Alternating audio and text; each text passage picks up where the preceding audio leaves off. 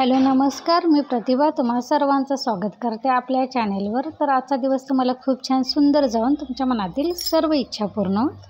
तर इथं आता सकाळची वेळ आहे आणि मी इथे गवारीची भाजी फोडणीला टाकलेली आहे। मी रात्रीच निवडून ठेवते कारण सकाळी उठलं कसं पटकन फोडणीला टाकता येते ह्यासाठी। तर गवारी पहिल्यांदा भाजून फोडणीला टाकलेली आणि रात्रीची भांडी घासून ठेवली, ती जाळीत ठेवली होती आणि थोडी जास्तीची होती ती ओट्यावर पालती घातली होती। ती आता थोडी लावून घेऊया। पहिल्यांदा एका बाजूला दूध ठेवलेलं आहे, अजून चहा ठेवायचा आहे, भांडी लावून घेऊया थोडी आणि त्यानंतर चपातीला पीठ मळून घेऊया। तर आज चपाती भाजीसाठी डब्यासाठी मी गवारीची भाजी आणि चपाती बनवणार आहे आणि सकाळच्या डब्यांसाठी थोडंसं वेगळं म्हणजे मी छोटे छोटे फुलके बनवणार आहे आणि त्यातच असं चपातीचे रोल बनवून थोडंसं असं चायनीज वाटावं, पोरं आवडीनं खातील असं काहीतरी वेगळं बनवणार आहे। अजून ठरवलं नाही मी त्यामध्ये काय काय टाकणार आहे ते। माझं कसं असतं मी ते एकदा आठवलं ना, त्यात ज्यावेळी मी बनवताना मला टाकावं असं वाटतं ते मी टाकते, जे माझ्या घरात अवेलेबल असेल ते। फक्त प्रयत्न एवढाच असतो की ज्यावेळी पोरं खातील त्यावेळी ती आवडीनं खातील। तर इथं मी चपातीला पीठ मळून झालेलं आहे आणि इथे आपली भाजी पण झालेली आहे। फक्त मी ह्यामध्ये शेंगदाण्याचा कूट घातला नव्हता कारण शेंगदाण्याचा कूट अगोदर घातला ना की लागायची शक्यता असते, म्हणून मी नंतर शिजत आल्यानंतर घातलं। आणि ही बघा भाजी आपली तयार झालेली आहे। आता चला आता मी नाश्त्यासाठी वड्या आहेत। तर इथं मी पहिल्यांदा काय केलं होतं, माझ्याकडे 2 शिमला मिरच्या होत्या, म्हणजे ढबू मिरची होते, टोमॅटो 1 आणि कांदे 2 असं उभे पातळ स्लाईस केले। थोडंसं मीठ टाकलं आणि असं फ्राय करून घेतलं कारण उघरट वास आला की मग नील खायला बघत नाही ढबू मिरची। आणि थोडंसं नंतर लक्षात आलं की माझ्याकडे कोबी पण आहे, तर मी कोबी पण तो उभा असा पातळ चिरून तो पण वेगळा फ्राय केला आणि ते सगळं एकत्र केलं। थोडेसे माझ्याकडे जे सॉस होते ते जे मसाला असेल तो घालायचा, मॅगी मसाला घाला किंवा माझ्याकडचा सोया चिली मसाला होता तो घातला होता। तिखटासाठी थोडं तुम्ही लाल तिखट घातलं तरी चालते, मी चिली फ्लेक्स घातले होते, हिरव्या मिरच्या पण बारीक अगदी चिरून घातल्या तरी पण चालते। आणि छोटे छोटे फुलके केले। पहिल्यांदा चपाती त्याला डब्यासाठी बनवून घेतले, त्यानंतर छोटे फुलके घेतले, त्यानंतर हे बघा सॉसेस वगैरे घालून असं रोल केला आणि तुपावर मस्त खमंग भाजून घेतला, म्हणजे अगदी छान वेगळा प्रकार। आणि भाजी पण पोटात गेल्यासारखं होतं, चपाती पण जाते, पण काहीतरी वेगळं म्हणून पोरं आवडीनं खातात। तर आता मी डबा भरायला घेतलेला आहे। असं काहीतरी असेल ना तर त्याला जास्त दिलं तर चालते, पण चपाती भाजी त्याला जास्त देऊन चालत नाही। मी पहिल्यांदा 1.5 चपाती दिली होती 2 वाजता खायला, त्यानं परत आणि अर्धी काढून घेतली। मग मी भाजी 1.5 चपातीला पुरेल इतकी भाजी घातली होती, मग आता 1 चपाती घातली म्हणून परत मी नंतर भाजी थोडीशी कमी केली।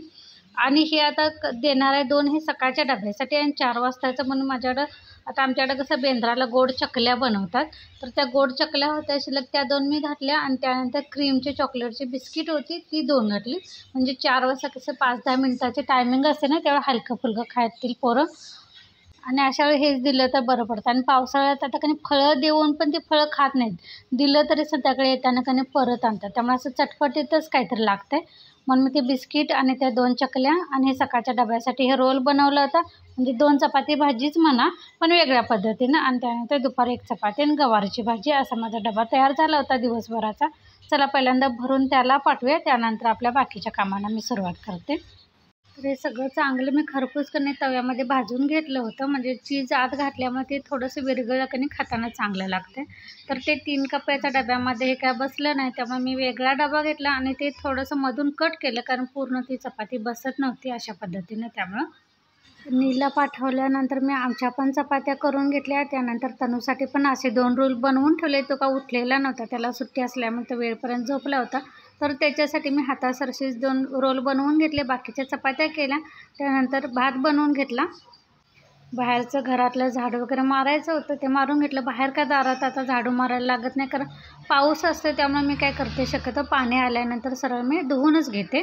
तर इथे मी सगळं माझी बाकीची कामं आवरल्यानंतर आता शेवटी मी डाळ फोडणीला टाकते। तुरीची डाळ पण माझी बरणीमधली संपली होती, जितकी होती थोडीशी मी ती पाण्यामध्ये घालून घेतली कारण केमिकल वगैरे लावलेलं असते पावडर वगैरे, त्यामुळे कधी पण डाळी वगैरे धुवून घ्यायच्या। आणि मी बरणी म्हटलं रिकामी झाले तर ती घासून घ्यायची, त्यानंतर वाळवून दुसरं तुरीची डाळ वगैरे कसं मी 3-4 महिन्याचा बाजार एकदमच भरलेला आहे, पावसाळ्यासारखं सारखं जाणं होत नाही म्हणून, आणि जिथं स्वस्त भेटेल तिथून मी एकदम भरते। तर ते म्हटलं वाळवून तुरीची डाळ काढून भरून ठेवायची। तर एका बाजूला चहा पण ठेवलेला आहे कारण पाऊस सकाळपासून चालू आहे आणि लाईट पण ये जा होते, तुम्हाला अंधार पण दिसेल। आणि इथं माझ्या फोनचा प्रॉब्लेम पण झालेला आहे, स्क्रीन खराब झालेलं आहे, त्यामुळं तो रिपेअरिंगला दिलेला आहे, तर ते कधी देतील किंवा ते स्क्रीन पण इतकी महाग आहे ना, तर बघा आता डुप्लिकेट जरी घालायची झाली ना तरी ते पैसे जास्त सांगतात, म्हणजे ओरिजिनलची तर त्याच्या दुप्पट तिप्पट किंमत असेल.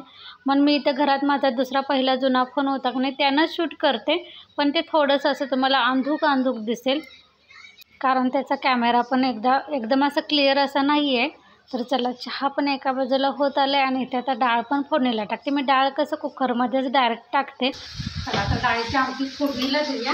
थोडंसं चपातीचं तेल शिल्लक राहिलेलं प्लेटमध्ये, तेच मी आता डाळीसाठी घातलेलं. डाळ फोडणीला टाकली की देवपूजा करून घ्यायची. पाऊस चालू झाल्यावर पाऊस आणि वारं दोन्ही एकसाथ चालू आहे.